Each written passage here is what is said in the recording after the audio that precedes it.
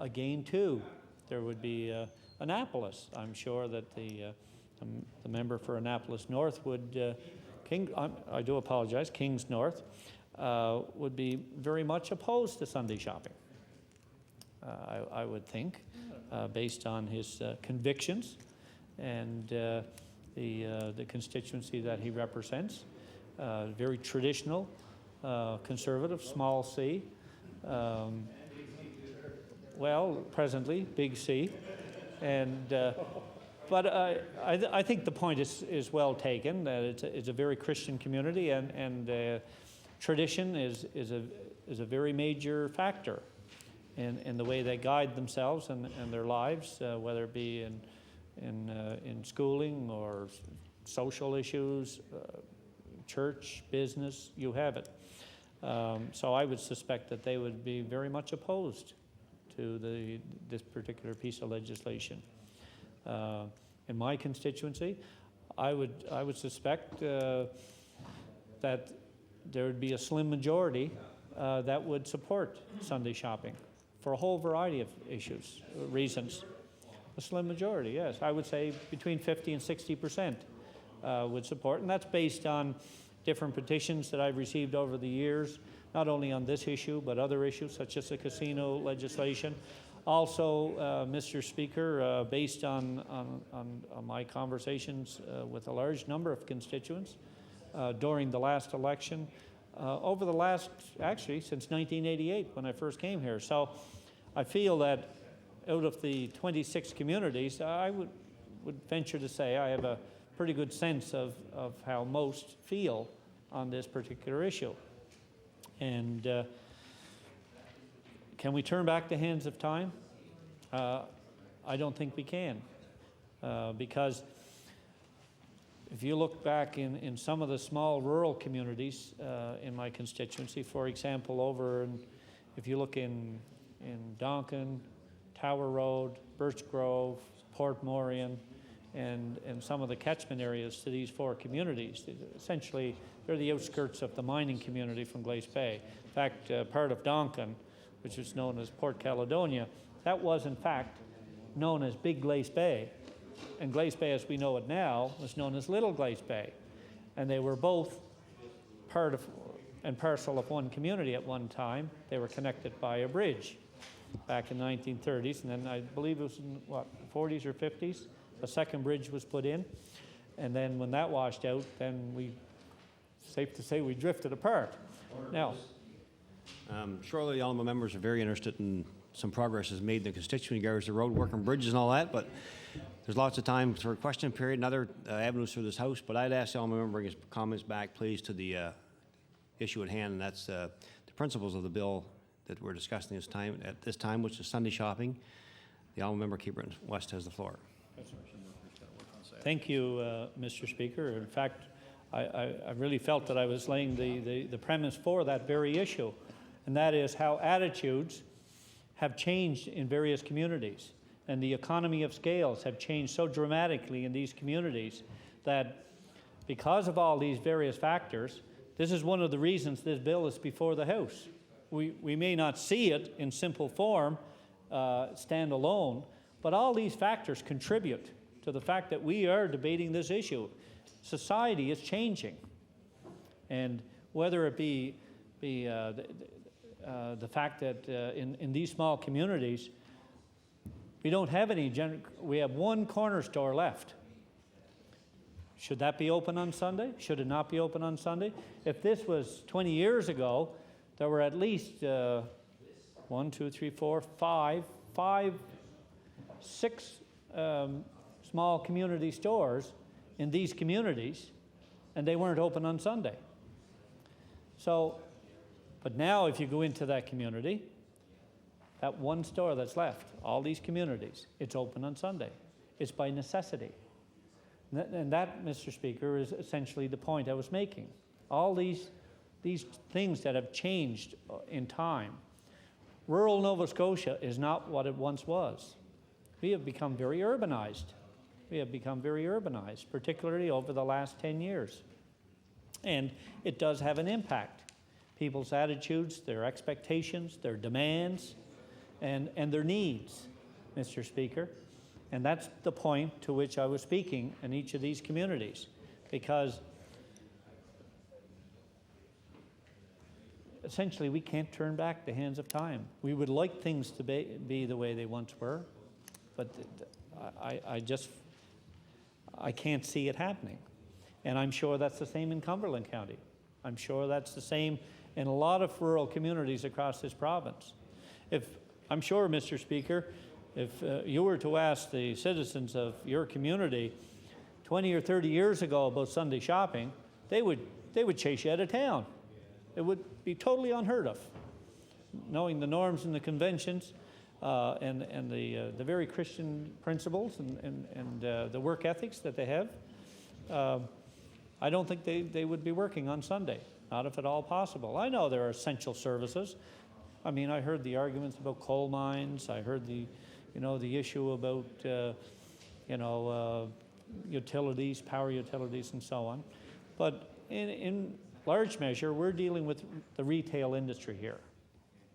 And it ties into the labor component and the protection of workers' rights, forcing people to work and reducing their ability to receive the benefits, or the ability to receive those benefits that normally they would otherwise receive. And what happens to all the small private entrepreneurs, the independents? For example, furniture stores, small furniture stores. I know in the community of Sydney River, there are 2 furniture stores there, and very successful. My understanding is this will have a detrimental effect to them, because they would have to hire more employees, and it's almost like a family business, one of them. And will they be forced to start hiring employees that perhaps are untrained, or because for the first 6 days of the week it's essentially a family operation. 7th day is just too compelling for them. So what happens? Then it starts to get watered down. There's only so much money in the pot in certain parts of the province. But for some of the larger metropolitan areas, I would think perhaps some of the metropolitan MLAs would be able to speak with greater credibility on it than I would, because they're here and they know and they experience and they see and they understand the dynamics of it more so than perhaps a rural MLA. But Mr. Speaker, I would respectfully submit that there should be some amendments to this particular piece of legislation before it goes forth. I do believe that the position we took initially is the right position. I believe our leader Danny spelt that out more than a year ago, and all the polling and the fancy dancing around the issue that the Premier has tried to do to accommodate all the different interests in his caucus is only coming back to haunt him. We heard, less than a year ago, only 5-6 months ago, the Minister of Justice says it's not even on the radar screen. The issue wasn't even going to be discussed until the year 2005. Well, this is not 2005, this is 2003. So every time he spoke, he had a different position, and that's because of all the competing interests within the Tory caucus. And I understand that, because I'm sure it would be the same in the other 2 caucuses as well. And at some point, you have to develop a consensus or a meeting of the minds and provide some form of legislation that will be the best balance. But certainly the government's position has not been clear. They're trying to be on both sides of the issue as much as the NDP are. It can't be. Either you want it or you don't want it.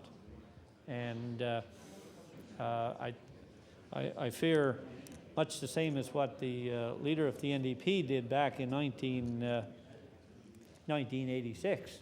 Her proposal was to download it onto the municipalities, let the municipalities handle that responsibility. The former member for Halifax Fairview.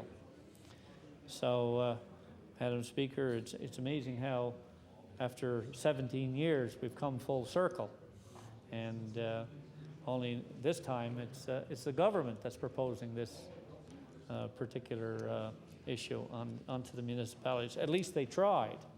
They backpedal some and say, okay, well, what we'll do is we'll just do it in the form of the plebiscite at the next municipal election.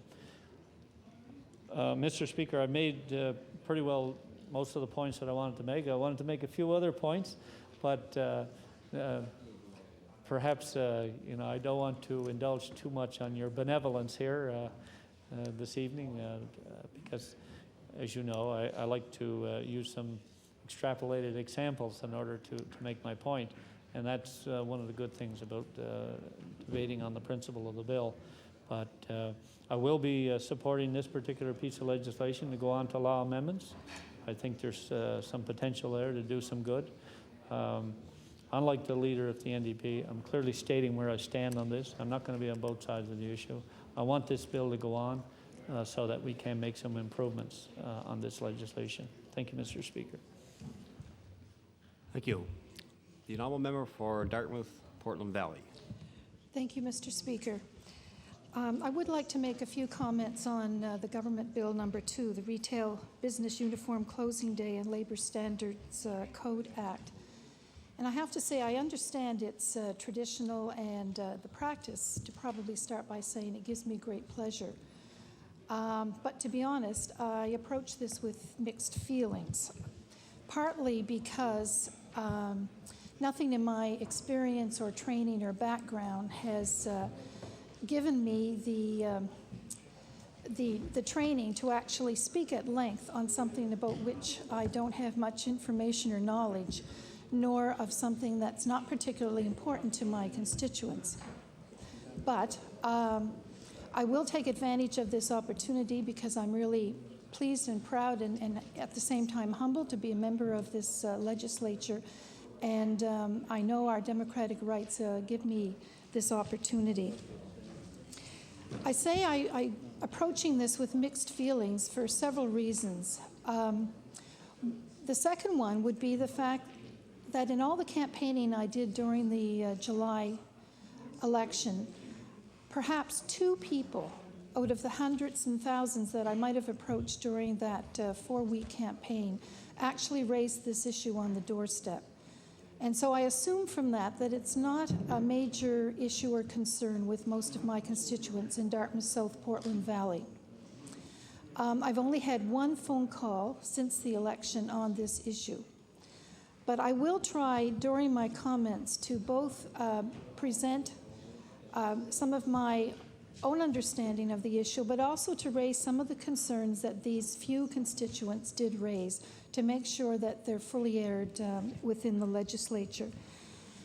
And I guess another reason I have mixed feelings about it is because I think there are so many other weightier topics that need to be discussed on this floor. You're here.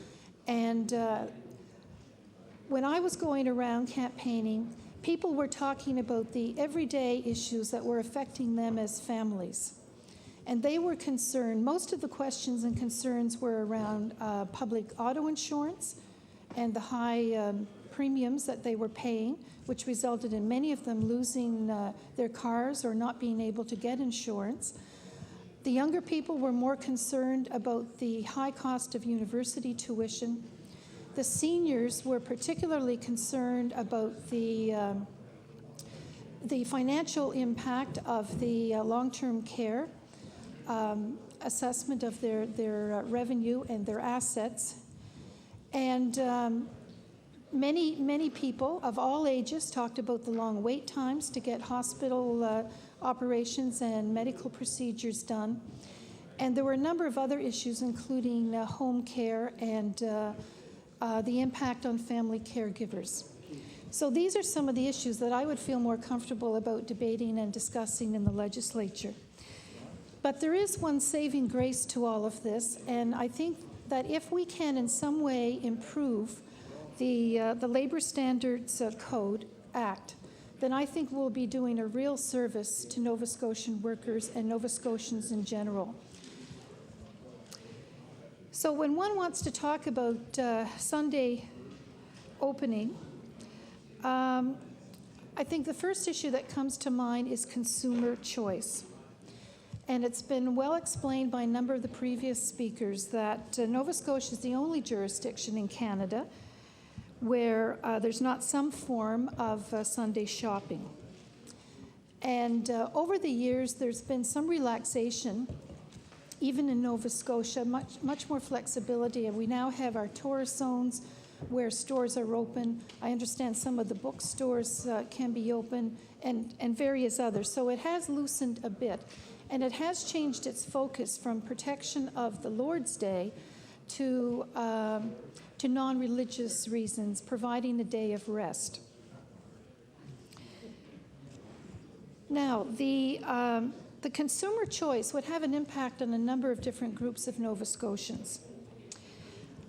The tourists, for example, have, I've often overheard them complaining that they were restricted to certain areas of the retail business and that they couldn't take advantage of some of the other shopping opportunities in Metro on Sunday. And often the cruise ships would arrive on like Saturday night, leave on a Monday, and so that really did impact on the economy, or the loss of economy in the area, economic stimulation. On the other hand, I think a lot of our museums and public attractions events did benefit from the fact that the stores were closed on Sunday, so that tourists did drift more down to the waterfront, go to the museums, and take advantage of some of our cultural, recreational, and sport activities in the area, and across the province as well. Another area this is going to have an impact on, I would say, would be for parents of younger children. It has been mentioned earlier that there are a larger number of single-parent families, and it's been a tradition in Nova Scotia and across Canada for the non-custodial parent to often have visiting with their children on Sunday. And so by having the opportunity of stores open on Sunday, the non-custodial parent will then be able to take advantage and help that child get school supplies or buy clothing or just browse around the stores. The disadvantage, I think, will be for parents of young children. A couple of issues that have been raised have been the lack of daycare and services on the weekend. And certainly for parents who want to take advantage of that, there's obviously going to have to be quite a change in the daycare industry if they're going to be able to accommodate working parents, most of whom are mothers. And I think this is really going to be a serious issue. The other problem with stores open on Sunday is the fact that there is decreased public transportation services, particularly in Metro, but also across the province. So that groups of residents, like seniors, will have very limited opportunity to have a convenient schedule to get to the stores and to get home again. And when seniors are carrying heavy loads of items that they've bought, this could be a real problem. Mr. Speaker, many seniors rely on Sunday visits from their family and friends.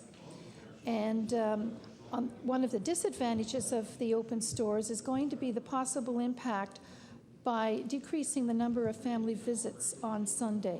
That families might then choose the option of going shopping rather than visiting their loved ones, perhaps in nursing homes or in seniors' apartments. On the other side, perhaps some families will take the older family members with them and give them an opportunity to have a drive to a store, help them with their shopping, also carry their parcels and drive them back home again. So you see, Mr. Speaker, for every issue, you can take the argument and make it into an advantage or a disadvantage, which makes it very difficult to talk about this particular bill. The other area that it might have impact on are volunteers. And There's actually a volunteer crisis in Canada, and Nova Scotia is not is reaching that state as well, where fewer and fewer people are providing more and more hours. And it's already been mentioned about the time stress on all Nova Scotians, and particularly on volunteers. So as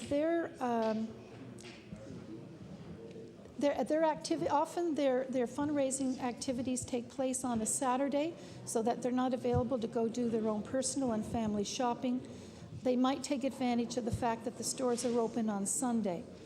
But that can be turned around to a disadvantage as well, because in a lot of stores, especially in the pre-Christmas season, volunteer organizations provide services within shopping centers and within downtown areas, such as wrapping presents and whatnot. And so now they will be expected to also do their volunteer work on the Sunday.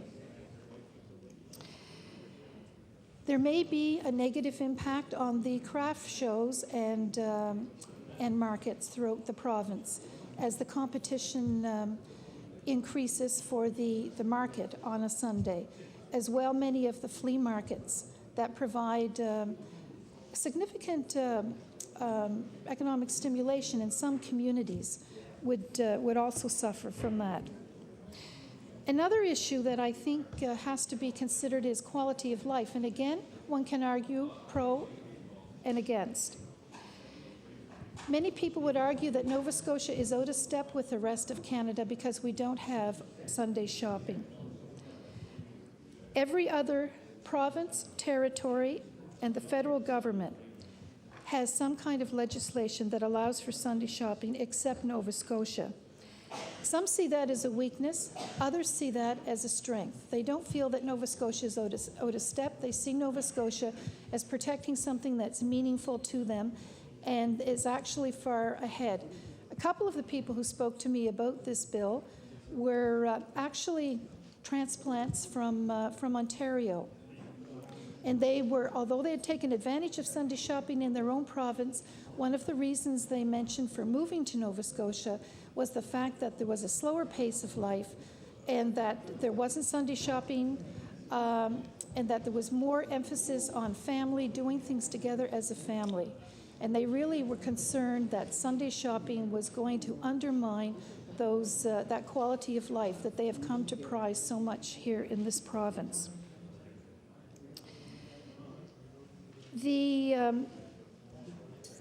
Another issue is the constitutional one.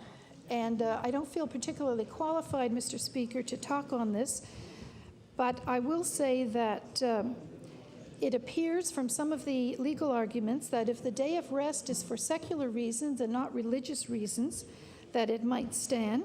But certainly the Sydney test case that's going to happen or start in next January, I think, will answer a lot of questions for us. Originally, as I mentioned earlier, the Sunday observance legislation was primarily religious, but through the years it has opened up and is much more secular now, based more on the principle providing a day of rest, or as I read in one background document, the pause of the week. I really like that. But I must say the saving grace, I think, in this particular act is the potential of permanently making some of the much needed changes to the Labor Standards Code. And I must say one of the things that's confused me a lot about the other parties and some of the business in this House is what I view as lack of respect for working Nova Scotians. It almost appears that profit is so much more important than people and workers that anything done in the name of profit is acceptable. But I would like to argue the opposite, that if we have a safe, contented, well-paid workforce, then we're going to have a healthier province, we're going to have a more productive workforce, there are going to be so many benefits that ripple off from the workforce to all Nova Scotians. It's going to be a much better place to live. So I feel that that anything that can be done to strengthen the Labor Standards Code would be a benefit to all Nova Scotians. And I'm also concerned about protecting the rights of the small business people. My father's side of the family are small business people from Queens County. And my mother's side were also small business people from eastern Halifax County. And so I have seen the impact of various changes and lack of improvements and restrictions on small business people for many generations. I think if we improve working conditions for all workers, then we're going to strengthen our economy, we're going to strengthen our communities, we're going to have less need for acute care services. It is certainly, the research all shows that many things are intermingled in terms of making communities and people healthy. And one of them is control over your work situation. Another is the sort of the external environment in which you work. It seems fairly obvious that if these factors were fully understood, then there would be no hesitation at all in improving both the benefits and the working conditions for most Nova Scotians.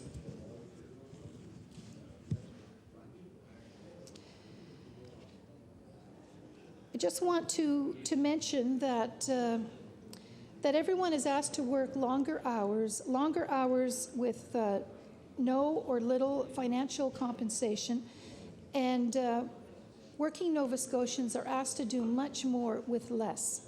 And this again is putting a severe stress on the workers themselves and on family. And I would like to suggest that I think the civil service itself is one of the groups most impacted by this.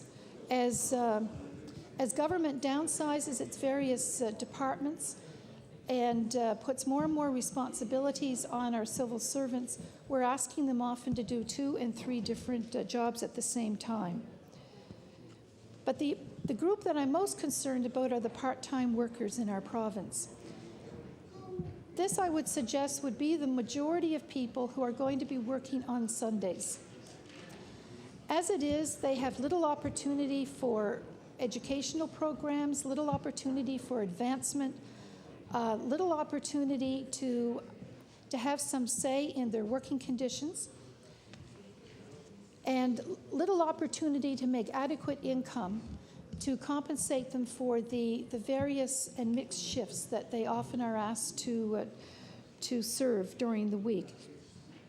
Adding Sunday to the mix without compensation, both in terms of possibly benefits but also adequate financial compensation, I think is going to seriously undermine the potential of that sector. I'm not suggesting there will never be don't have to be part-time workers, but they need to be treated with respect and dignity. And in this bill, by offering them 1.5 times the minimum wage for overtime, to me is not respectful of that sector of our workforce. Some of the other benefits that I think need to be seriously considered in this act are, as has been suggested earlier, reducing the work week from 48 hours to 40. Workers are increasingly asked to work longer hours away from their families, and they should be properly compensated for that sacrifice. And this change would be in line with what's happening with Labor Standards Code in other provinces.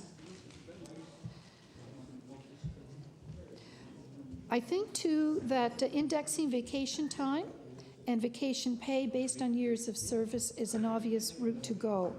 For example, workers with 1 to 5 years service would be eligible for 2 weeks vacation time and 4% vacation pay.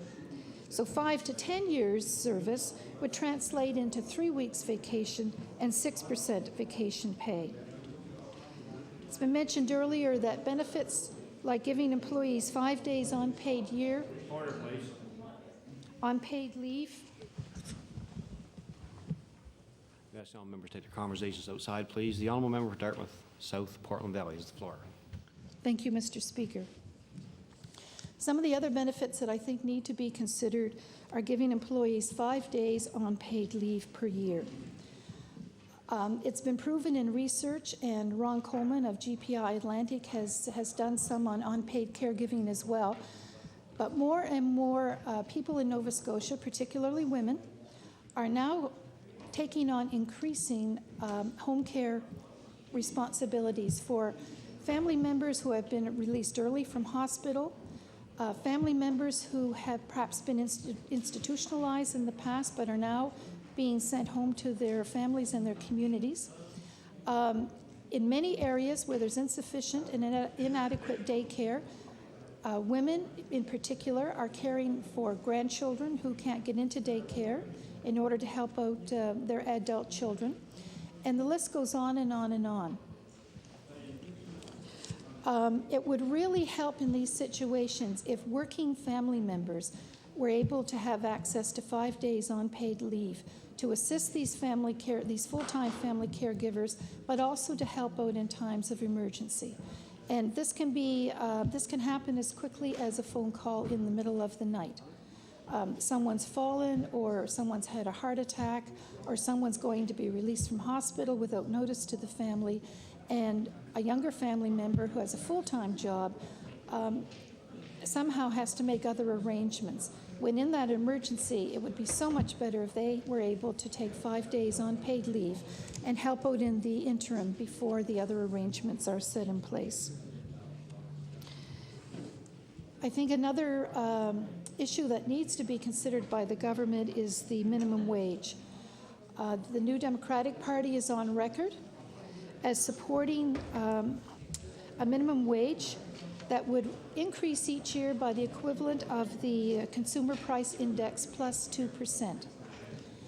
And there are so many working poor in our province, people who are working full-time but unable to make adequate income in order to support themselves and their families.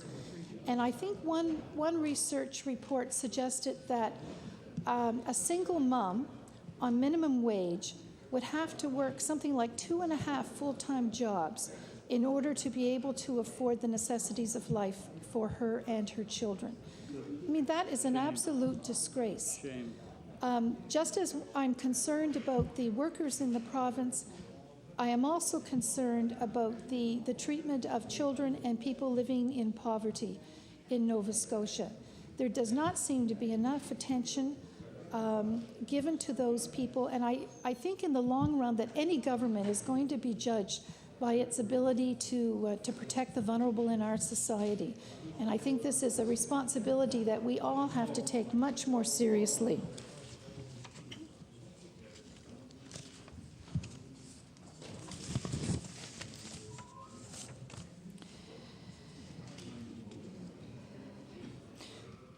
So in closing, I would like to suggest that improvements to the Labour Standards Code are good for this province. They're not only good for workers, they're good for every resident, every elector in Nova Scotia.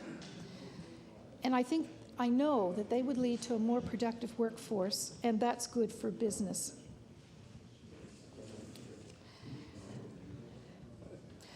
I also want to suggest that there are many concerns from both our party and others that I've talked to about the plebiscite. I think the first concern is the amount of money it's going to cost in a time when we know there are going to be significant cutbacks in department budgets. And the few people who have mentioned this to me have suggested that there are much better places for the government to put their money than on a plebiscite, because they're interpreting it as a vacuum of leadership. That the plebiscite is in place of the government accepting that Sunday shopping is inevitable, despite the fact that there is a minority out there who are very seriously concerned about opening up Sunday to shopping. But it is inevitable. Order, please.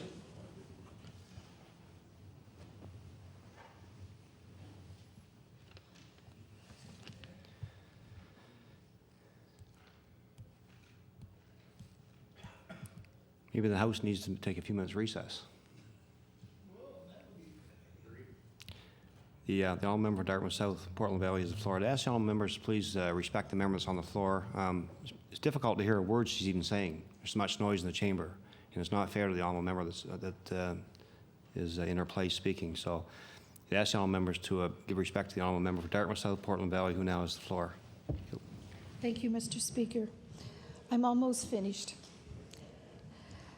I just was expressing the concern of our party and some of my constituents for the plebiscite, and was suggesting that many people are interpreting this as a vacuum of leadership on the government's part, that they feel the money could be spent much more wisely on the voluntary sector, people in need, and especially paying for some of the tremendous costs that are going to be the result of repairing the damage and providing the emergency programs and services from Hurricane Juan.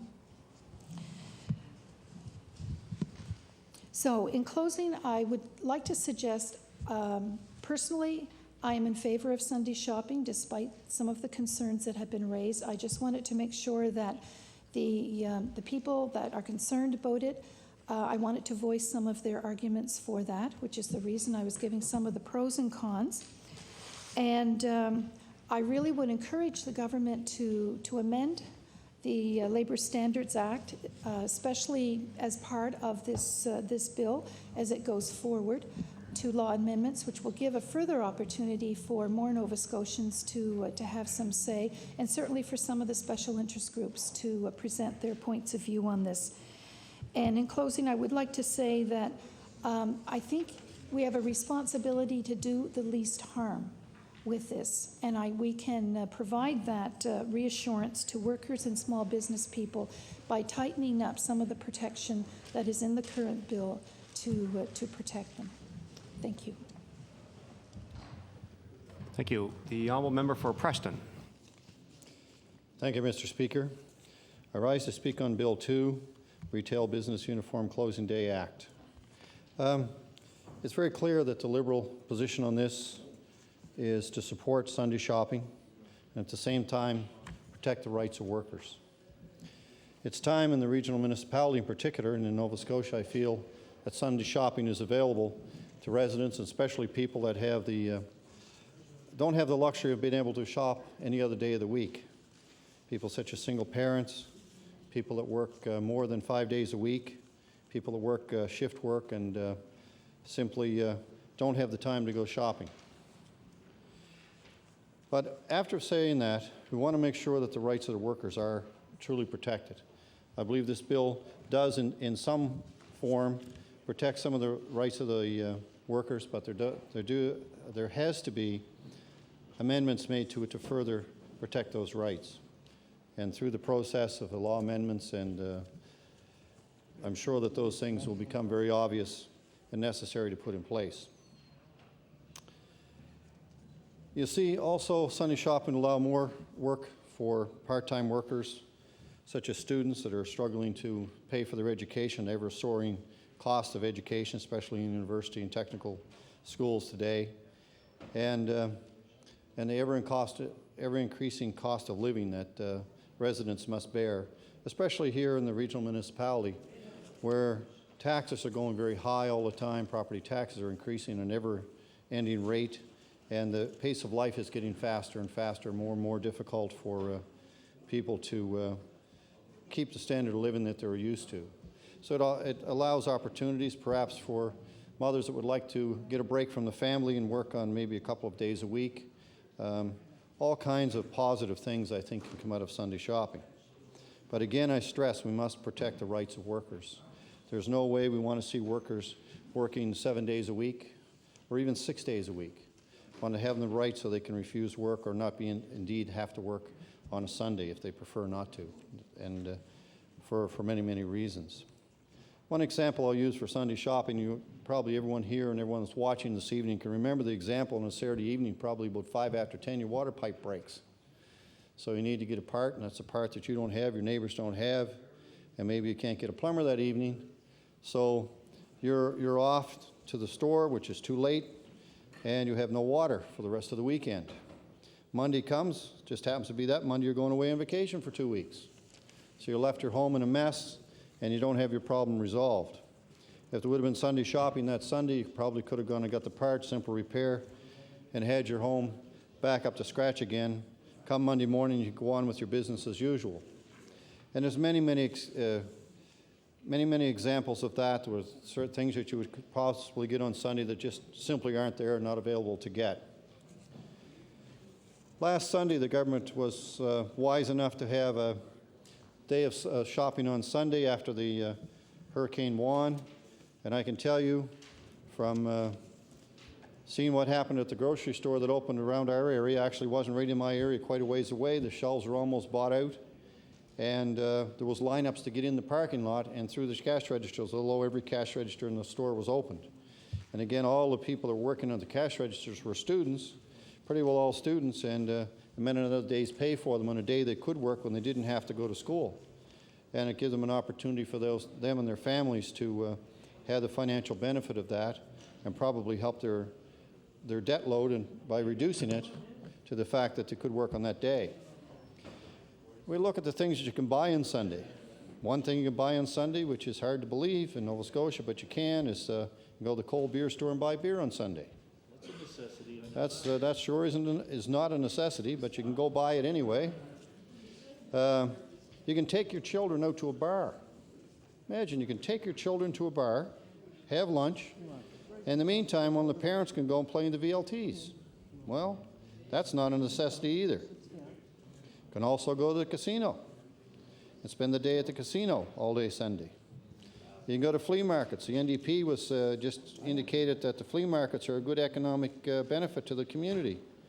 Well, I've talked to many police officers about the flea markets in the communities, and it's a good place to sell stolen goods and one thing, and for many people, and for the people that go there and make a living off it, and there's no tax collected at that, and I'm sure that there's no income tax paid either for those people that go to a lot of them go to the flea market. So it's a real good economic boost, that is.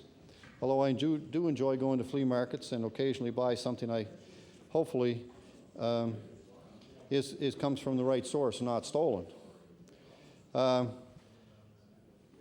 You can buy gas on Sunday. I guess that's a necessity anymore. I guess groceries aren't, so we can't shop on Sunday to buy groceries. But you can buy gas. You can shop on the internet 24 hours a day, 7 days a week. That sure is not a necessity. We have many companies that work around the clock now, 7 days a week, 24 hours a day. And those employees know when they have to work. They get shift bonuses for working those hours. And they work the hours gladly and work with their employers to make sure that works. And they're more productive. When they can work around those times, it keeps the cost operating the business down. Now, that's not to draw a comparison with Sunday shopping, because Sunday shopping is different. It's a different type of thing than a production facility where you have to go and produce product on an ongoing basis at the most efficient way you can, or else you can't be competitive in the world market. The other thing is, too, as already brought up here this evening once, shopping is very difficult for single parents. Parents that have to work 5 days a week and 6 days a week sometimes. At least Sunday shopping would give them an afternoon they can go and leisurely go with their family and do the shopping they need for groceries or clothing or whatever they may need for their family to make sure that their needs are required. What about the family that works split shifts? One person works part of the week and the other person works the other part of the week, and no time are they together except on Sundays. And then maybe that family needs to purchase a major appliance or something that they would like to both jointly discuss and agree upon what they're going to buy and just go through the process together, as most families like to do. That opportunity is taken away in that type of family. And it's important that those opportunities are there for families as well.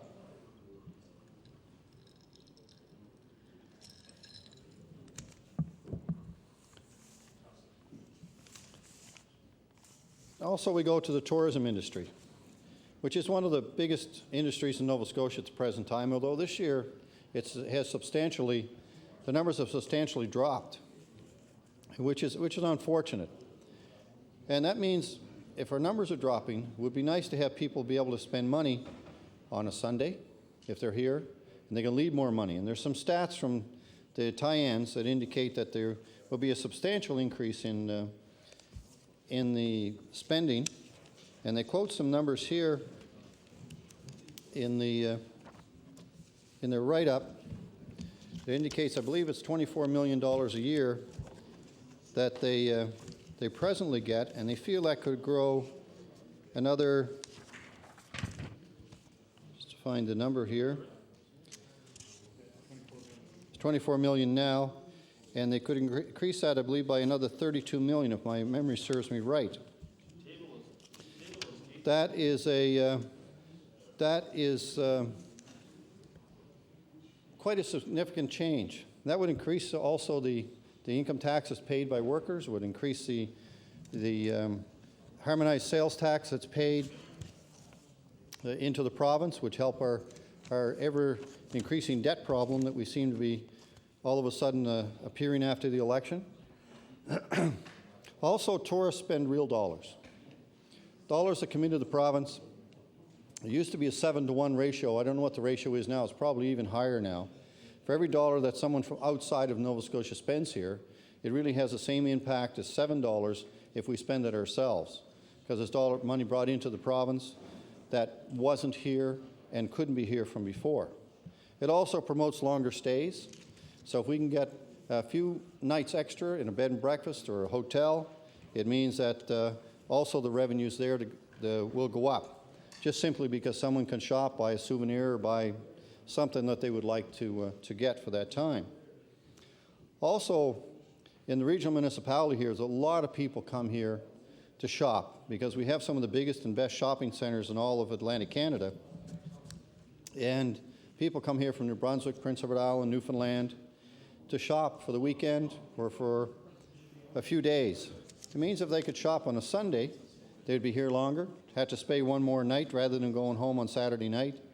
And would be another stay here so that we could possibly have more revenue from them staying that long. It also gives them an opportunity to stay longer and another reason to come here. A lot of people go and used to go into Bangor and other places from Nova Scotia and from around the Maritimes for shopping.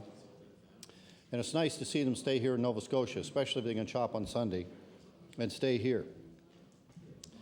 More spending simply means more revenues for Nova Scotia and the people in Nova Scotia.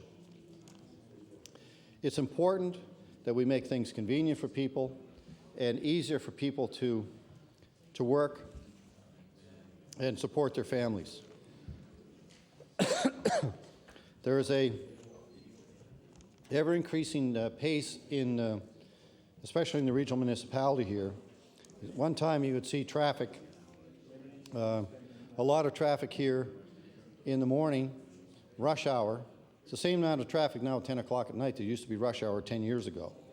So it just shows you, even at 1 or 2 o'clock in the morning, there's a tremendous amount of traffic. So people are out 7 days a week, all hours now, and it only makes sense that they should be allowed to shop on Sundays for the things that they really need. The NDP has made a good point. They've indicated before Sunday shopping is inevitable. Why go for the cost of a plebiscite? I feel if we're going to do this, we should do this. We should go for Sunday shopping, and we should have Sunday shopping, and we should do it now. Never mind going to plebiscite. We should have the Sunday shopping. We should make the decision here to do it, put it forward, and go forward with Sunday shopping and make sure it's done. Rather than go through a plebiscite that will take another year. In the meantime, opportunities are lost in New Brunswick and other areas where people are going to shop on Sundays. I would ask anyone in the public out there that's watching to come to law amendments, make their views known about Sunday shopping. I know during the election campaign I talked to a lot of people about that. Most of the people were very much in favor. Some people were against it. But I'd like to see the people on both sides of it come in and state their case so we can make some solid amendments to the act that will make it a lot better for Nova Scotians and indeed help Nova Scotia, and in a time when we really need the economy to grow a lot more. By inhibiting Sunday shopping, we are truly inhibiting the ability for Nova Scotians to do what they should have the right to do anyway. It's a free market society, but yet we regulate everything under the sun. And the way things are going, we're not going to be able to get up in the morning because we won't be allowed to. So it's time that we went forward with things like this and made them happen and make it easy for Nova Scotians and save the cost of a plebiscite and just go simply and do Sunday shopping. Thank you, Mr. Speaker, for this opportunity, and I look forward to the further debate on Sunday shopping. Thank you. Thank you, and I recognize the honourable member for Dartmouth North. Thank you, Mr. Speaker, and I'm delighted once again to sit in this Legislative Assembly and take the opportunity to speak on a piece of legislation called the Retail Business Uniform Closing Day Act. And Mr. Speaker, before you rein me in from straying from this piece of legislation, I just want to take the opportunity to congratulate you for being the Speaker of the Chair once again. And Mr. Speaker, I have to say that indeed, as a former Deputy Speaker, and some of the sage advice that you had offered me, Mr. Speaker, certainly came to the fore, and I recognize the tremendous responsibility that your chair holds. With that, Mr. Speaker, that's not to encourage you to allow me some latitude of movement in this, because I know for sure that you will in fact rein me in. But Mr. Speaker, the issue of Sunday shopping is truly a very serious and important issue that this Legislative Assembly is debating. It's also not as simple as some of us want to see. There's a tremendous amount of complexity within this piece of legislation. Also, Mr. Speaker, I was going to say that maybe I would only take a few minutes, but it would be most unusual for me not to stand here and speak for a short period of time on a piece of legislation. It's always been the custom to do so.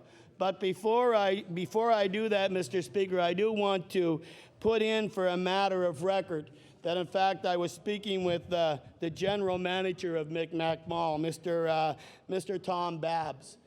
And Mr. Tom Babbs brought a very important part of this legislative issue to me, in which, in fact, he wants the legislature, particularly the government side, to be aware of.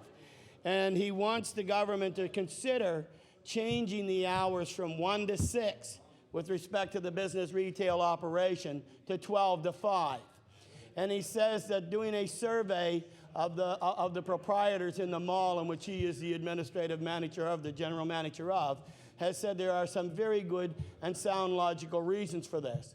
The very good sound logical reason for this is during the festive season, these holidays, people are going on parties, they're having events at home, special events, and many of the people whom, in fact, work in the retail industry also have entertainment events to partake in as well. So the festive season, one has to recognize that they play an important role in making sure that they're a part of this. And if we look at the hours in which the piece of legislation recommends, that lets us assume that the store continues to operate for the consumers from 1 to 6. You have to remember that those people who are employed in the retail industry then have to work an additional hour to an hour and a half after the store closed in order to ready the store for the next Monday for shopping, and that may be to readjust the inventory that's there, to place back some of the goods that the consumer has left or misplaced on the shelf, and so on and so forth, Mr. Speaker.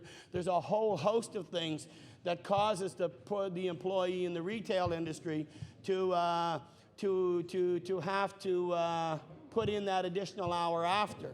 So that's a very good, and I believe a very sound and logical reason for possibly the government considering changing the time in which the hours of operations are. That's not to say that I'm going to support this piece of legislation, nor does it say that I'm going to be against this piece of legislation. Mr. Speaker, I will leave that to the Legislative Assembly as time goes on, and I probably will wait for that to come back from the Red Room after second reading and come to third reading before I make a decision with respect to how I support it. So no matter what comments I make here this evening, one ought not to be implied that I am against or for Sunday shopping, and I want to make that perfectly clear. Mr. Speaker, thank you very much. Thank you, Honourable Member from Halifax Fairview. And I've got the sage advice from the Honourable Member from Halifax Fairview, who is implying through this Legislative Assembly that I ought not to listen to the third-party members with respect to this piece of legislation. However, Mr. Speaker, I must say that there has been some sage advice from all members of this Legislative Assembly with respect to the issue of Sunday shopping. I have to say that the constituency that I represent, Mr. Speaker, is uniquely different than most constituencies. The effect of Sunday shopping will have on the constituency that I represent is far more significant than most constituencies in this legislature. I represent a constituency that has the Burnside Business Park, which many of you will know who are in the outlying areas is closed for retail business on Sunday. But if retail Sunday shopping business comes into effect, Mr. Speaker, it then has to remain competitive and has to open the doors to retail Sunday shopping. Mr. Speaker, this is a very big move and a very important shift for the people within the retail industry of Burnside Industrial Park. I'm talking about Staples, I'm talking about some of the craft stores, I'm talking about a number of entities that are now closed on Sunday who will have to compete in that marketplace. Not only that, Mr. Speaker, I'm talking about the employees whom we tend to forget who are employed in the retail industry will be expected to come and work on Sundays. And many of those people live in constituencies outside of Dartmouth North. They live in areas like Musquodoboit Harbour, as far away as Truro, maybe even Spring Hill, Mr. Speaker. They live in areas of Porters Lake, and so on. And will their employer expect them to not only think about getting a babysitter or a child care worker for them for that particular day, but also their mode of transportation for that particular day to be employed within this particular industry? And if in fact this is going to be the competitive nature, and if we believe that this ought to be the way to go, then we ought to think about the implications of what kind of an effect that has with respect to a changing way of people who are employed within the industry going to work, and those consumers whom in fact want to be a part or want to take part in an active industry or a place of, I should say, business whereby they want to have the luxury of being able to shop when they choose to shop. Mr. Speaker, I would sometimes think that, I guess, growing up in a small community down the Eastern Shore, that, that I've been able to plan, that I've had that 5 or 6 day week in which to plan and make sure that most things are done within that period of time. And I guess I'm from another generation that we were able to sit back and we were able to plan. And I'm not looking at Sunday shopping as some religious connotation applied to it, Mr. Speaker, but as a convenience for a day of rest. And to me, Mr. Speaker, this is significantly important because we want to make sure that as many people as possible have the opportunity not only to be employed, but to have leisure time as well. Leisure time, of course, Mr. Speaker, is significantly important. It's important for families, it's important for growth, it's important for development. There's a whole host of reasons why one has a leisure day. And it just happened to be, Mr. Speaker, that historically, that Sunday happened to be the day in which most people had taken for a leisure day. At one time, it may have been for religious reasons. It certainly meant that families were brought together and so on. Order, please.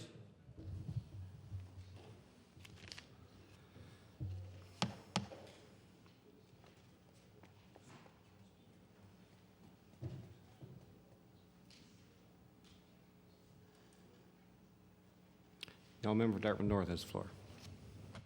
Well, thank you, Mr. Speaker, and I'm hoping everyone's listening attentively to my speak, and I'm sure that they're going to be certainly swayed by the information that I provide them through my speak or the comments that I make through my speak. Mr. Speaker, I just simply want to say that there are people who imply that the Sunday shopping has a tremendous effect on the tourism industry. Now, Mr. Speaker, I know that, as I've said earlier, I've lived in a small community, a fishing village down the Eastern Shore, whereby there were a number of people, tourists, who come and visited that community. And my father happened to be a part-time guide in the tourist industry, and used to talk to people about Nova Scotia, Nova Scotians' laid-back way of life, and how Nova Scotians were certainly able to provide an easy way of life, a leisure time on Sunday that these people weren't accustomed to. They also believed, Mr. Speaker, that in fact that was one of the reasons why they came to Nova Scotia.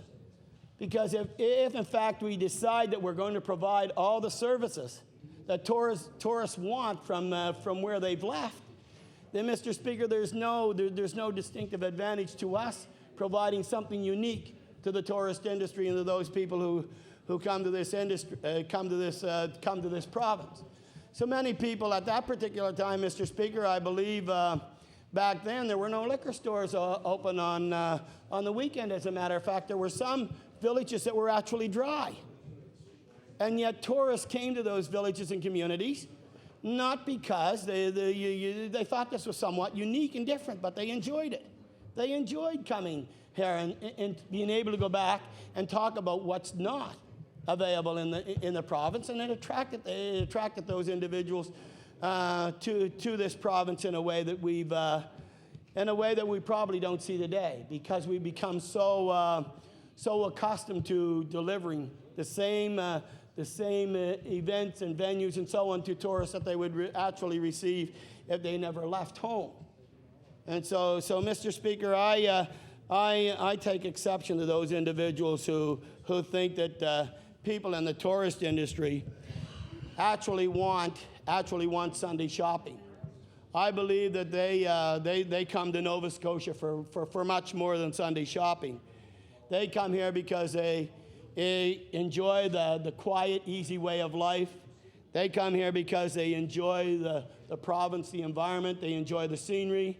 They come here because of the historical value of the province, and not necessarily because we provide services such as Sunday shopping to them.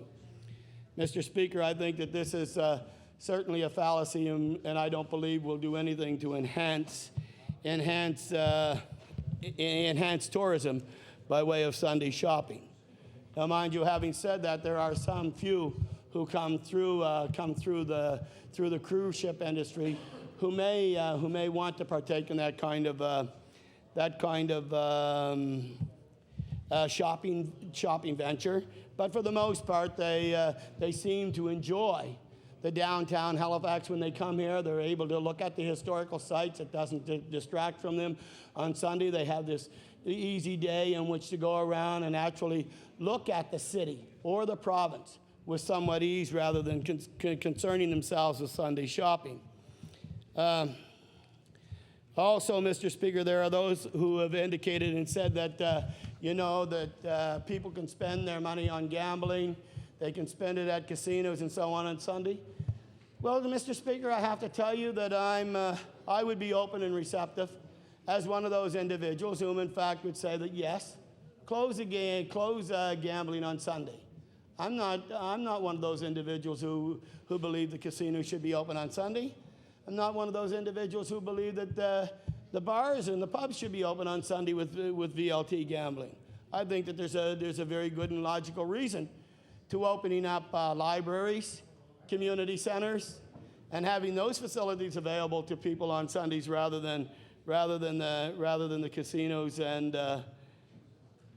Mr. Speaker, that's one of the logical reasons for that not being a good argument.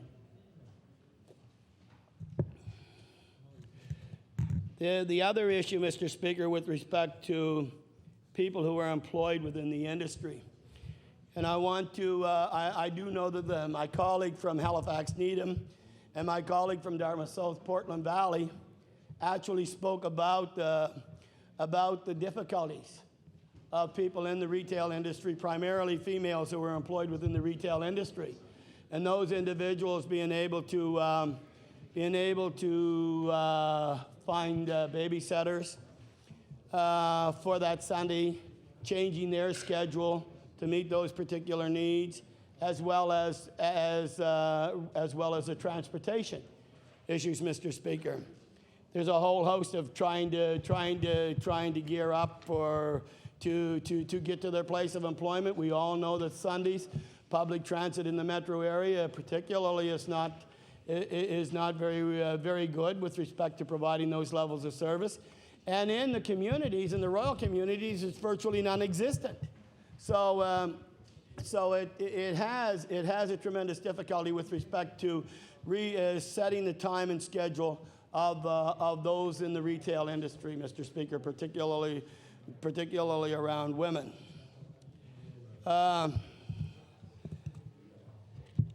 We talk about the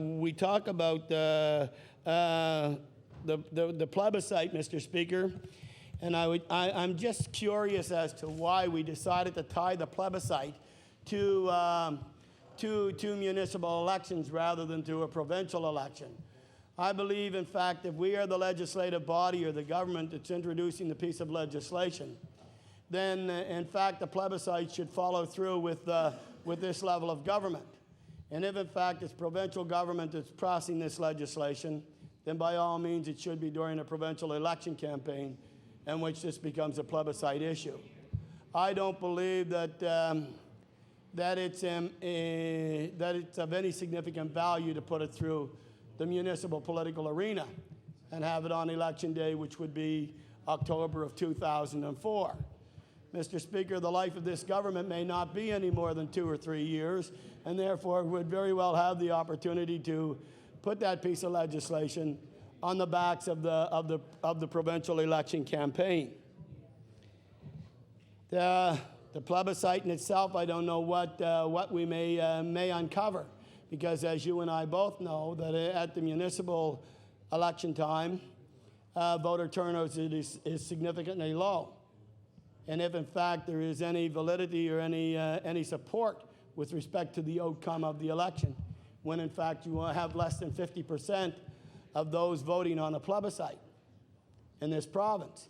Often municipal elections, the voter turnout is approximately somewhere around 35 to 45%. It rarely does it reach the 50% level. And if that's the individuals who you're relying on to provide you with the data or the information, it may not necessarily reflect that of Nova Scotians and the wishes of the majority of Nova Scotians.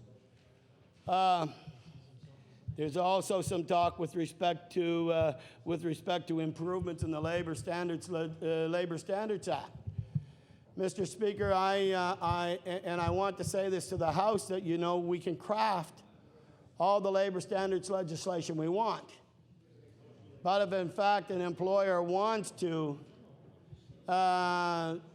make sure that an employee is going to meet the commitments of the employer, then all the employer has to do is craft an application that at least lets the employer know what kind of an employee, if that employee is going to be flexible or not.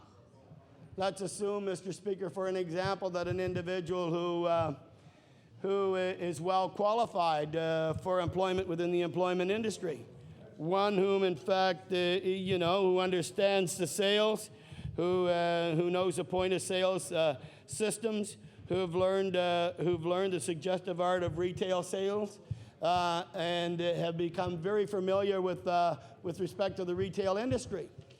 But, Mr. Speaker, that individual, for some apparent reason, doesn't want to work on Sundays.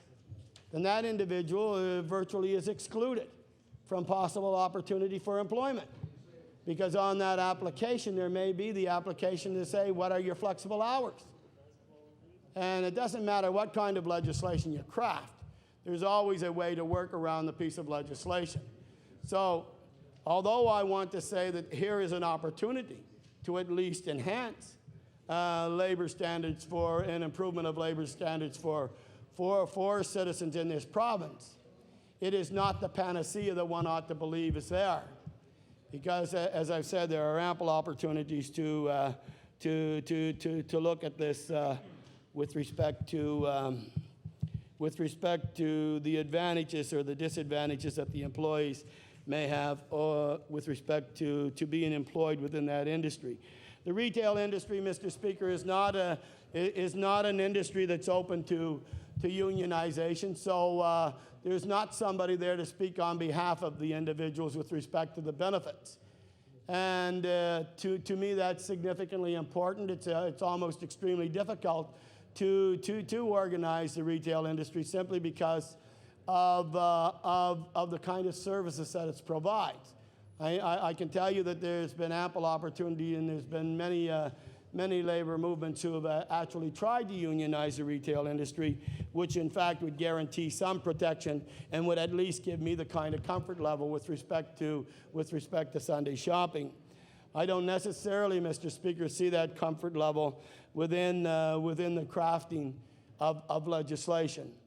And I can say that until I see the piece of legislation that's actually crafted and brought back here for third reading, and if there are amendments to the legislation, then in fact only then would I be able to make a judgment as to with respect to just how effective that piece of legislation might be.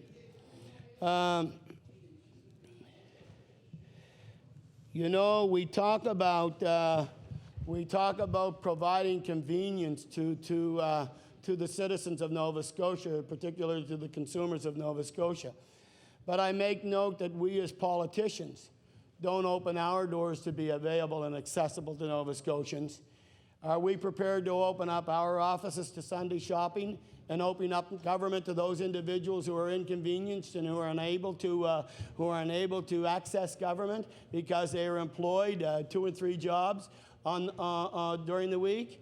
Mr. Speaker, I would say to you there's not one single soul in this legislative assembly who's quite prepared to do that.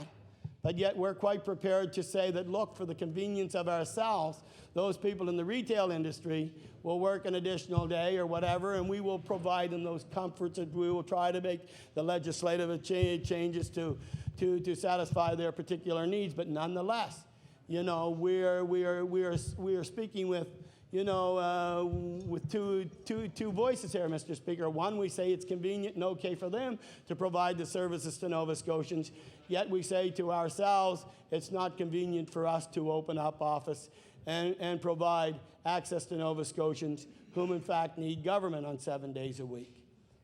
Now, Mr. Speaker, I would say that if we were truly interested in turning with the time, not that I'm particularly agree that we ought to turn with the time, because but I think that if we are truly interested in what many of those who have stood here today to speak on this piece of legislation, if they truly believe that in fact times have changed and that we are living in a new society and that we are there to provide the needs to consuming Nova Scotians, then we as government have a whole host of consumers as well. We have a whole host of consumers who want to turn around and may find it convenient to buy their fishing licenses on Sunday or to opt out and get their driver's licenses on Sunday. You know, and the thing is we provide a consumer level of service to those individuals, Mr. Speaker, but yet none of us will be prepared to open up government. So the government works on Sunday for the convenience of Nova Scotians. And I think, Access Nova Scotia. Thank you, the honourable colleague from Timberley Prospect. Access Nova Scotia could very well open its doors, and I'm sure the Minister of Service Nova Scotia would be open and receptive to that particular move, and I'm sure the government House Leader would be open and receptive to providing services of government on Sunday as well to Nova Scotians. I'm sure. I can see him shaking his head, and I can see that he's receptive, Mr. Speaker, to that particular move, which in a sense is what we're talking about here. We're talking about protecting also a whole new industry out there as well, Mr. Speaker. And I do know that my colleague from Dartmouth South Portland Valley had touched on this to some degree. But we're talking about small corner stores who are a part of the community, grocery stores who open on Sunday, who contribute to the community in a large way, who don't compete with the big box industries or the format stores on that Sunday, whom in fact are a part of the community, who give to the community, who donate things to the community, who are a part of the community, whose industry we will seriously affect. Also the flea markets and the thousands of people who have cultivated an industry onto themselves within the flea market in order to supplement some of them to supplement their incomes, Mr. Speaker, others to do fundraisings for charitable organizations. All of this will have, if we open up Sunday shopping, particularly to those people in the craft industry through this winter month, will have a serious effect on how they do business, and how, in fact, the craft industry is going to generate revenue for those people who are experts in that industry and providing the services to Nova Scotians. So when we think about Sunday shopping, Mr. Speaker, we think about Sunday shopping as, we have to be very careful when we craft a piece of legislation to the benefit of one segment of our society, that piece of legislation doesn't do harm or affect another segment of your society. And I can tell you that there's a huge growing industry of people out there whom in fact are working poor, whom in fact use the flea markets to supplement their incomes and so on, and who in fact bring those dollars into their household. And they've made quite a trade and a profession of it. Now when we open the doors to Sunday shopping, the format stores will attract that business, and many of those flea markets that operate in malls throughout the metro area will certainly not. Those individuals will certainly be will be sacrificed for the benefit of the larger consuming public and that of the big box or format stores, Mr. Speaker. That's the concern that I have with the legislation, is the balance of providing a convenience for individuals who now find it extremely difficult to go out there and shop and buy their consumer goods because they do have two jobs. They're out there trying to make ends meet. It's an economy that we've created. It's one that we've designed because we've allowed it to happen. We have people out there, as the member from Dartmouth South Portland Valley had stated, out there earning two incomes just to barely exist. And some people are even holding down three jobs. Do we want to continuously expand on that kind of an economy? Do we want to continue to go in that direction? Is that what we in government is all about? Or are we in government all about creating meaningful employment, developing reasonable labor standards codes that protects those individuals who are employed within any industry throughout the province, not only the retail industry, but any industry? Many of the people are, but the retail industry is one segment of the employment field, which in fact lacks the kind of pieces of legislation that, in my opinion, government should seriously be considering and looking at. It's extremely difficult, Mr. Speaker, and I do know that during the election campaign, that in fact I campaigned, like most of my colleagues, on the single most important issue that came before them, and that was public auto insurance, and long-term care, which were both very important issues in the constituency that I campaigned in. But also, Mr. Speaker, I received a number of calls with respect to Sunday shopping and a number of emails with respect to Sunday shopping. Now, that might be simply because, as I've said earlier, Mr. Speaker, the kind of constituency that I represent, the constituency that now has a retail industry, a retail business sector, Burnside Business Park, who now will have to open their doors or may open their doors to compete with other industries in Sunday in order to make sure that they're viable and they tap in on the only dollars that we have. Rather, those dollars are spent over a 6-day week or a 5-day week. It doesn't matter. The retail industry is there to protect each and every one of their businesses. So when I look at Staples and I look at when I look at the craft store, when I look at some many of the other stores within retail stores, the golf stores within Micmac and Burnside, I see that now that they have to open their businesses, Mr. Speaker. And I see that now that those individuals who have committed to those employers are not likely, because they're the experienced individuals in the field, are not likely to get that day off. So they will be traveling from Bridgewater. They will be traveling from Lunenburg. They will be traveling from Truro, Muscadava, and other places to come to their place of employment on Sunday. So, Mr. Speaker, it is a very, very important issue here that we have not considered. Not only that, have we considered the impact of Sunday shopping on local communities like Bridgewater, like Lunenburg, like Truro, and so on, where people decide to make a day of it to come shopping here. And so they decide not to spend their dollars on Saturday in Bridgewater, Truro, or Lunenburg, but they decide to come and save their dollars and bring the whole family and come to Metro on Sunday to spend those dollars. What effect does that have on the economy of Kentville, Windsor, and those areas? You know, they decide that, you know, we're going to save it up and we're going to make that caravan tour, a whole group of cars and trucks, you know, coming down to shop in Halifax to make a day of it. Much like we've heard the people who have talked about making a day or making an excursion trip to Moncton. And those people were from Lance, Truro, and the other areas, and they made the excursion trip to Moncton to shop on Sunday.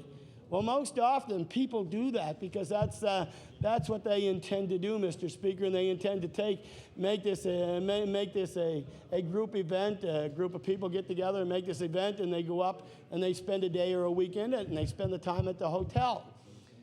My concern is that, and I've heard it stated that, you know, Micmac Mall is the major shopping mall in Eastern Canada, and it's located in the constituency of Dartmouth North, and it certainly does a thriving business. But as I believe my honourable leader had said from Cole Harbour, representing the constituency of Cole Harbour, that he sees as many vehicles from out of province at Micmac Mall than elsewhere.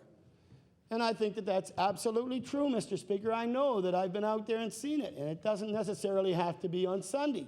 It can be through any day of the week. So I guess, you know, we look at, my view of the Sunday shopping anyway, Mr. Speaker, is that we ought to be very careful with respect to implementing legislation that has a significant effect on an already existing economy. And whether we like it or not, that economy now exists with the local community grocery stores who now have to vie for every single dollar that they possibly can and see Sunday as a saving grace to keep them above water. Those individuals who tap into the flea market industry and the craft industry in order to supplement or offset their incomes and bring those dollars forward. I don't know what this piece of legislation will do, but let's assume that that we're going to do this on a trial basis for six weeks leading up to Sunday. And let us assume that somehow it touches the base of the public and the public says, yes, we're going to go for it. And let's assume that then all of a sudden Sunday shopping becomes an everyday thing. My concern is, Mr. Speaker, is we've already affected an already established economy, and we will certainly change that, but we've also changed the way of life in the rural community.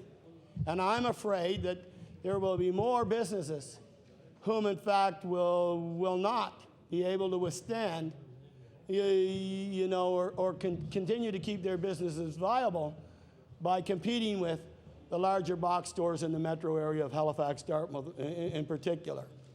And I think that we really have to weigh that. And as legislators, Mr. Speaker, that's our responsibility. Our responsibility is not to pit one segment of the economy against the other. Our responsibility in this legislative assembly is to protect all the economies that exist within the province of Nova Scotia. And if, in fact, we decide that we're going to make that shift, Mr. Speaker, then we ought to be so extremely careful on how that shift is made and who's going to be careful and who's going to look at the way that shift is. Mr. Speaker, I'm worried to say that it probably won't be government, because government is primarily a reactionary body. It reacts to an issue. Rather than be proactive and respond to an issue, it reacts. Unfortunately, that's basically what happens here. I have to say that there's also many people who will then be expected to come to work, who work in the fast food industry, because the malls will be expected to be viable. They will be expected to provide all those services to the consumer.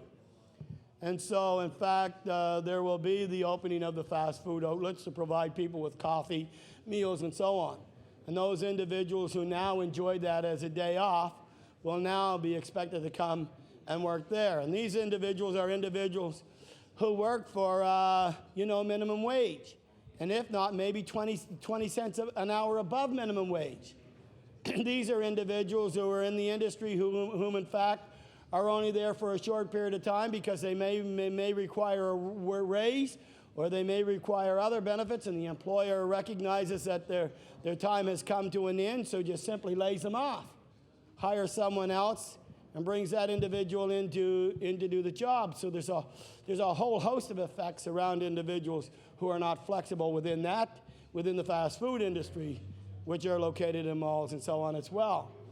So the people whom, in fact, will be hit here, Mr. Speaker, most effectively, and those people whom, in fact, will be hit the hardest, will be, in fact, the average and the low income and the working poor of Nova Scotia. The reasonably wealthy will do their shopping anyway, and they will always find a way to do their shopping. So what we're doing is that we're providing a level of service to, in my opinion, Mr. Speaker, and I want to preface that by saying it's my opinion, that we're providing a level of service when we open the doors to Sunday shopping to only a portion of our society, or a segment of our society, that really can find the convenient time in which to do their shopping for the most part. My concern is once again, Mr. Speaker, is those people who have come to me while in my campaign, who are employed within the retail industry, and said, you can provide me with all the legislative comforts of that you possibly can with respect to bringing in Sunday shopping. But if I don't want to work on Sunday shopping, what's to protect me? When in fact there is virtually little that can protect the individual if he or she doesn't want to work on Sunday shopping. The employer creates application forms. And in those application forms, they create the application form when you go in and they say, are you flexible? Will you be able to work at this particular time, and so on. But for whatever reason you find that you're not able to work on Sunday, it may not be for any religious reason, but you don't want to work on Sunday, then you've lost that opportunity for employment. You may be the best qualified individual, but because you don't have that flexibility of wanting to be employed on Sunday, then you've lost that employment opportunity. That in fact is reality. There's no piece of legislation in the world that can prevent that. I say to those whom in fact are considering that we support this piece of legislation. we ought to look in the mirror and see how reflective this piece of legislation is to the benefit of Nova Scotians.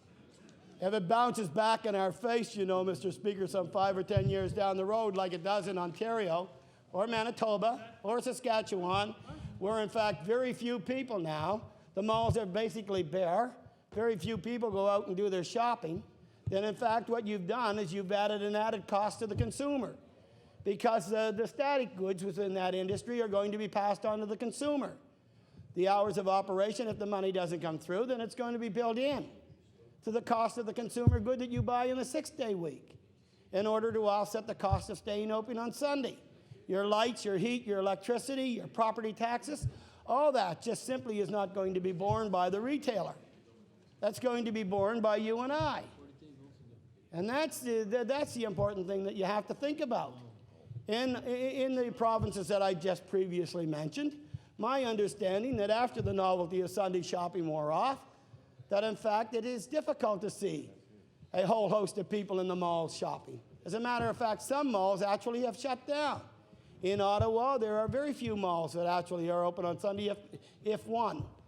So there's that notion that you might think that what you're doing by bringing this piece of legislation in is better or is for the common good of all of Nova Scotians, but it may not necessarily be. And we have to think of that. You know, I know that one of the honourable members from Preston mentioned about, you know, a leak in a leak that he would have a leak within his plumbing services within his house, and that in fact he would that he would enjoy the opportunity of going out on Sunday to buy that. I would hope that anybody who was thinking in advance would have some of that stored up and saved in the event that some of those incidents might occur. And that in fact, Mr. Speaker, you wouldn't rely on Sunday or Monday in order to repair a damage that was done, that you'd be proactive and you'd think about having those things there. You know, it was a lame excuse for having the opening of Sunday shopping, in my opinion. But then again, that's just simply my opinion. But Mr. Speaker, there must be something more. There must be something gained. There must be a value to the society as a whole with respect to this piece of legislation. And quite frankly, from my sitting in this legislative assembly and my reading of the piece of legislation before me, I don't see that tangible. I don't see that evidence of the common good for everyone in Nova Scotia. And when I think about this legislative assembly crafting legislation, I think about this legislative assembly crafting legislation that is in the common good of all Nova Scotians. It's in the best interest of all Nova Scotians and not just a segment of our society. Hopefully, Mr. Speaker, there will be people when this bill leaves the legislature on second reading and crosses the floor into the red room, and that it becomes open for presenters, that there will be presenters in the retail industry whom in fact will make presentation on the effects of Sunday shopping to them and their way of life. And hopefully, Mr. Speaker, we will have a better opportunity to evaluate and assess the piece of legislation that is now before this House. We can do the expedient thing, and we can say, yes, let's get on with Sunday shopping and let's experiment it, and let's go with the 6-week Sunday shopping.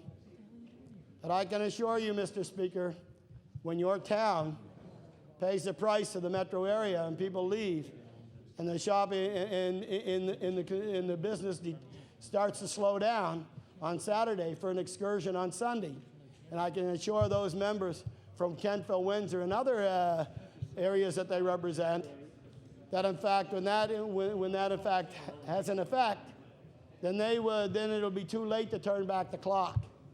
It'll be too late. My understanding, Mr. Speaker, in Amherst, if you look at the regulated sizes for stores to be open on Sunday, almost every store except for 2, it's my understanding, would meet the requirements now to be open on Sunday. but they find it a very good reason not to be open on Sunday, Mr. Speaker. One store in particular, I believe Margolian's would be one of the stores that are now affected by the people going to Moncton to shop. But there are a couple of others, Mr. Speaker, and Margolius, yes. Okay.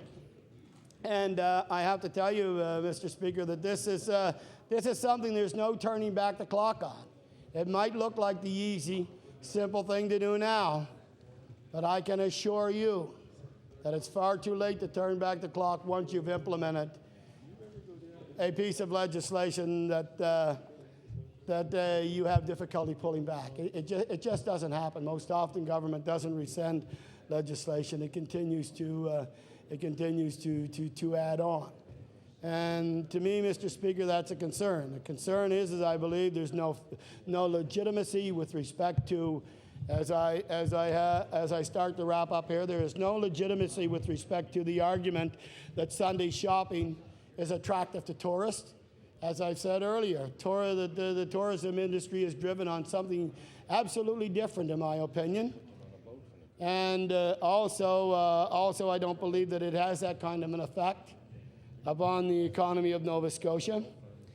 And I also believe that, Mr. Speaker, that in fact, Sunday shopping for those in the retail industry, as I wrap up here, as I say, will be the losers. Those people who are employees within the retail industry will be the losers regardless of what kind of legislation we craft. And Mr. Speaker, finally, I would have to say that that in fact there is a need to rethink of when this plebiscite should be.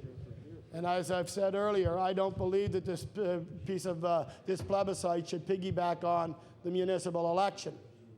As I've said, the numbers aren't there in municipal election campaigns to truly do an assessment and evaluation of Nova Scotians' thoughts about Sunday shopping.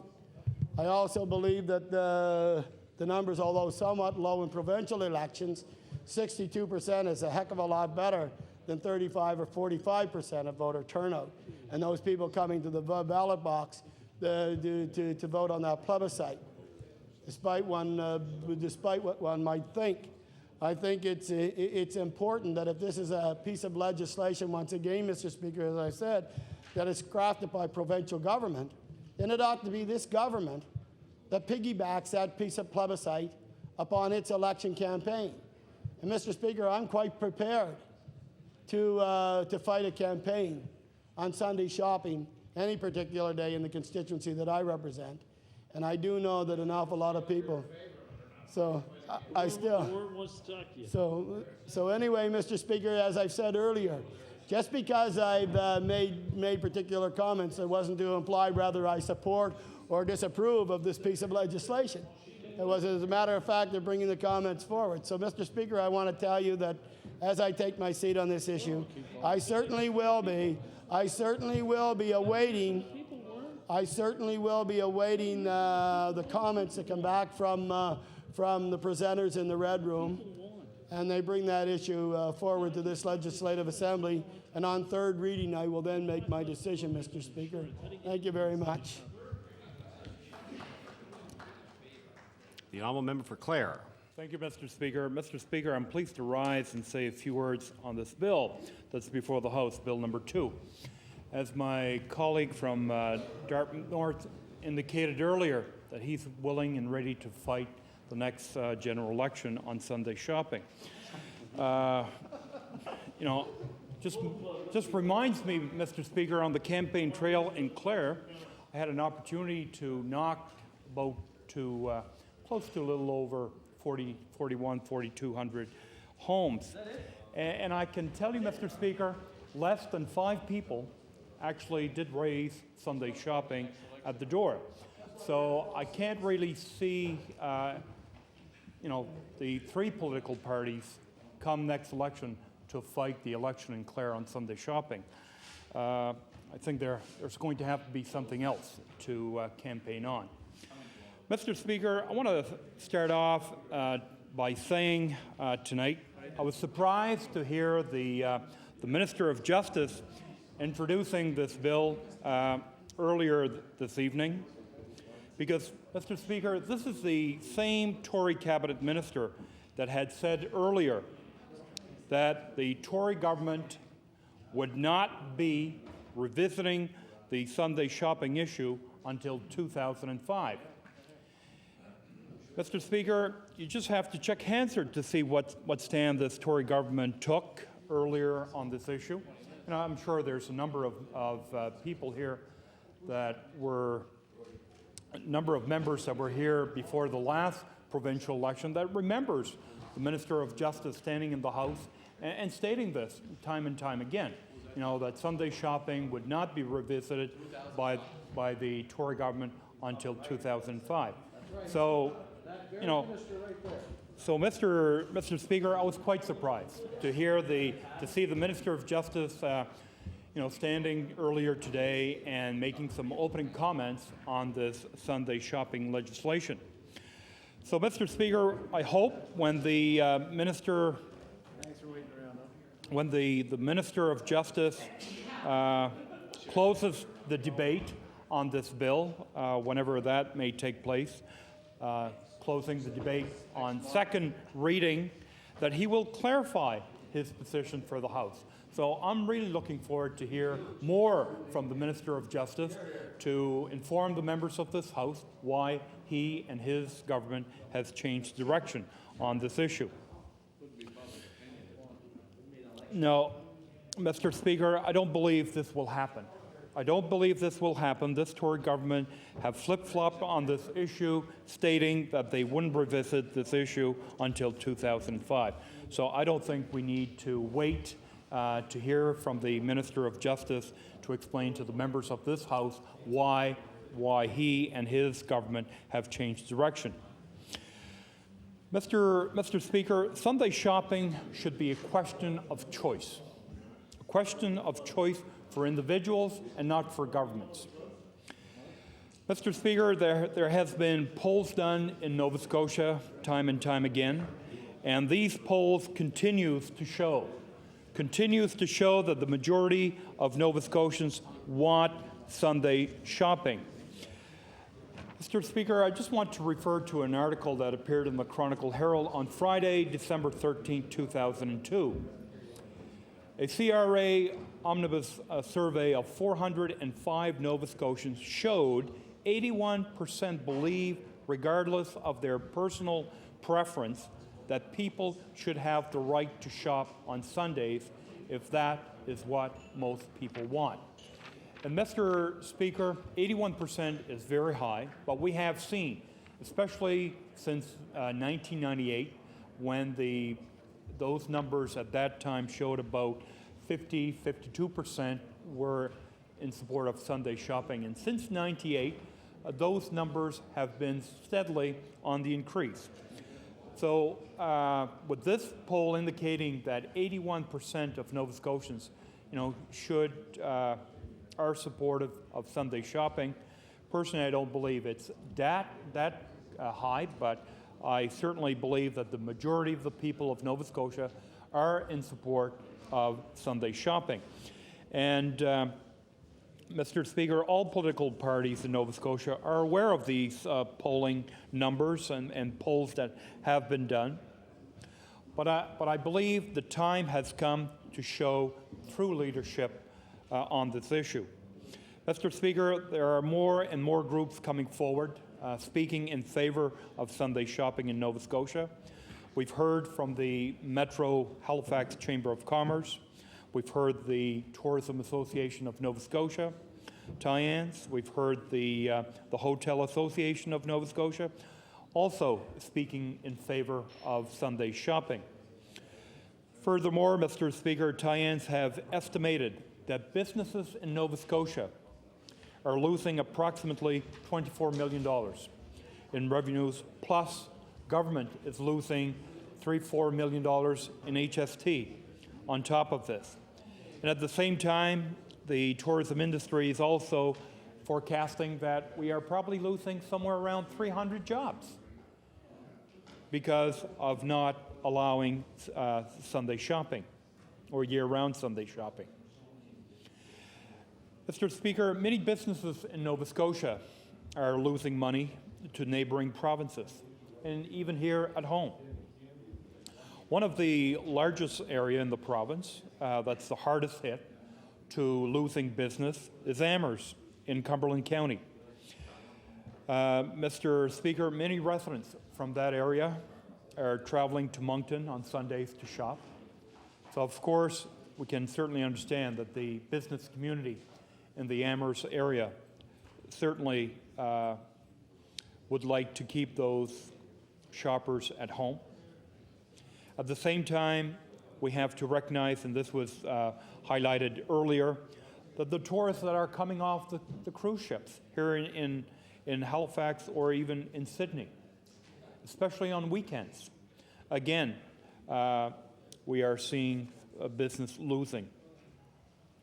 But Mr. Speaker, coming back to this bill, this piece of legislation that's before the House does not go far enough. This legislation, Bill number 2, allows Sunday shopping to start on November 16th for 6 weeks before Christmas.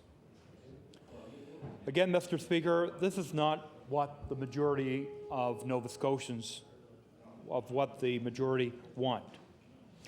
The majority of Nova Scotians want Sunday shopping year-round.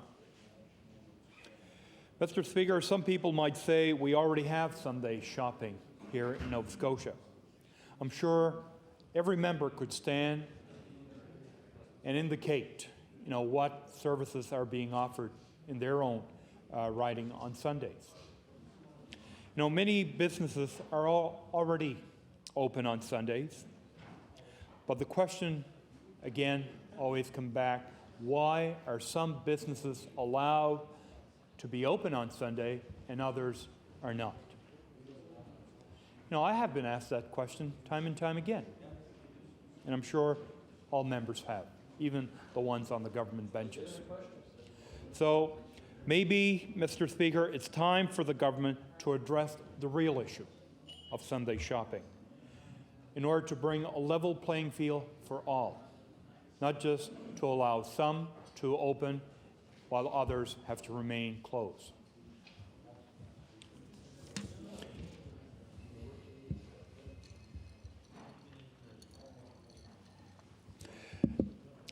Again, back to this piece of legislation that's before the House, Mr. Speaker.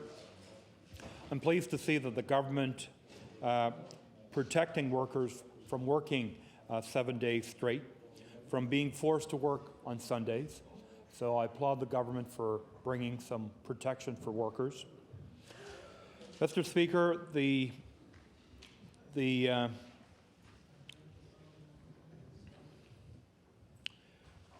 as our leader has earlier indicated today, our Liberal caucus has taken a clear position on Sunday shopping to allow Nova Scotians to shop every day of the week. Unfortunately, Mr. Speaker, this bill does not go far enough.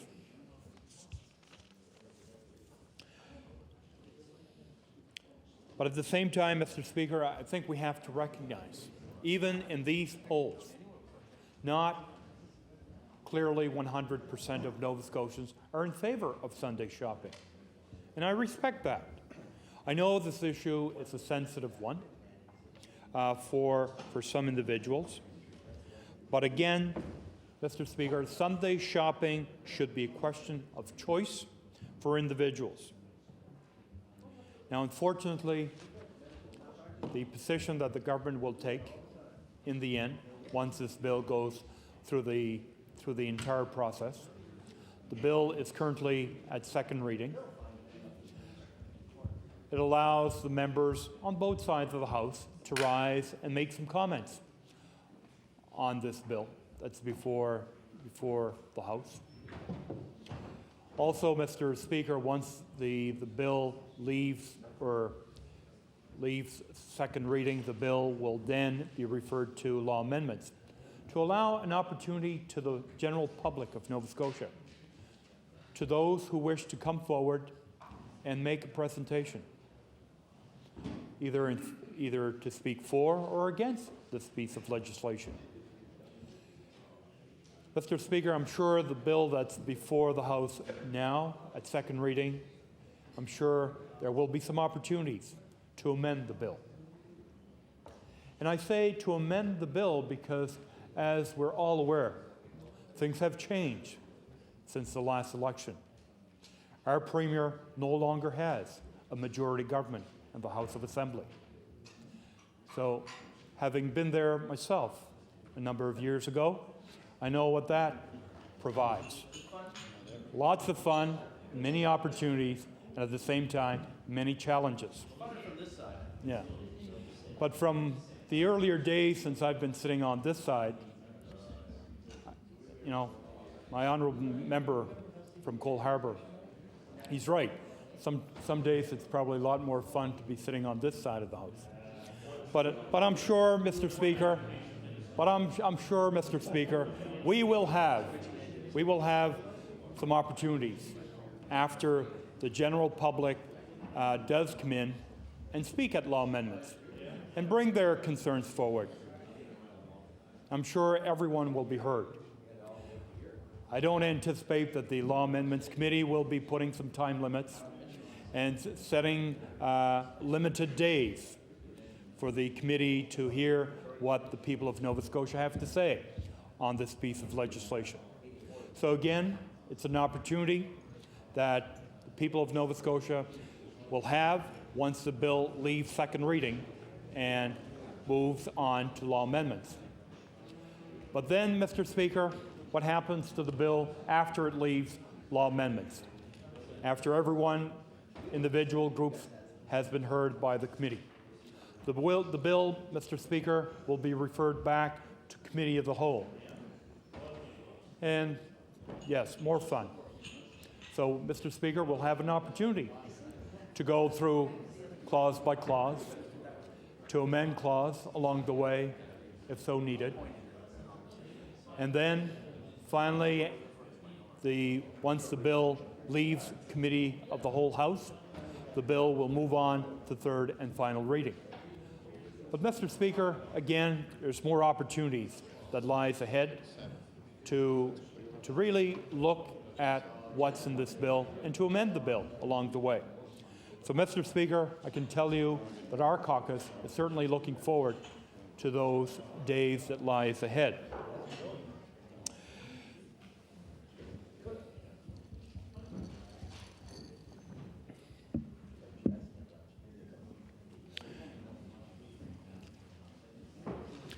Mr. Speaker, coming back to this bill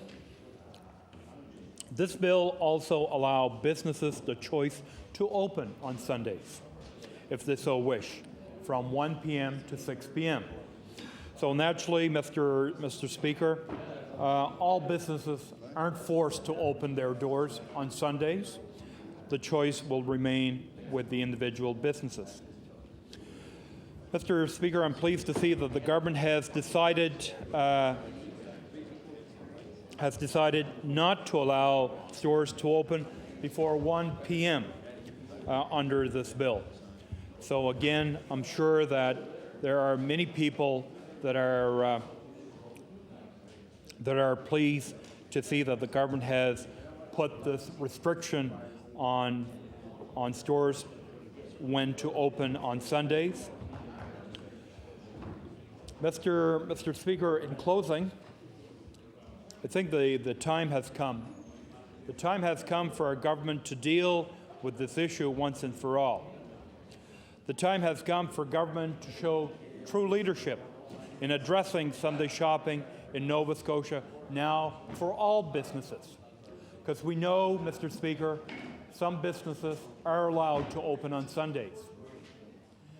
I'm sure we can all recall the days when there were probably no businesses open on Sundays. But I think moving on, especially in 2003, and I think this has been stated on a number of occasions, that Nova Scotia is probably the only province in Canada that doesn't allow Sunday shopping. So again, Mr. Speaker, here's an opportunity for for the government to show true leadership on Sunday shopping in Nova Scotia.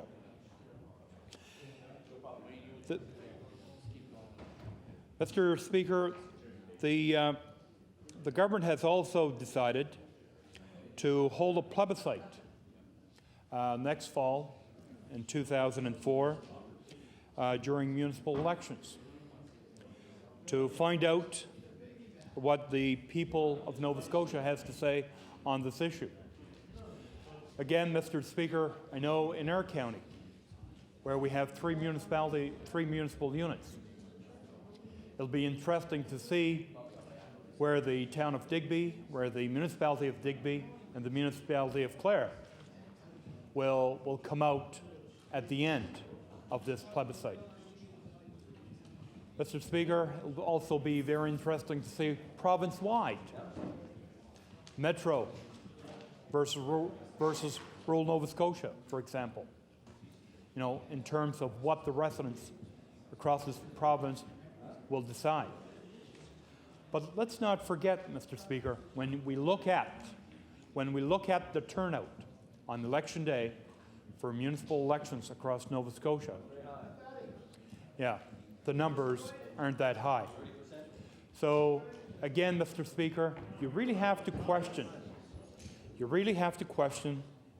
you know, why are we going to push it off at the same time that we have seen polls after polls after polls, and more polls will be coming out.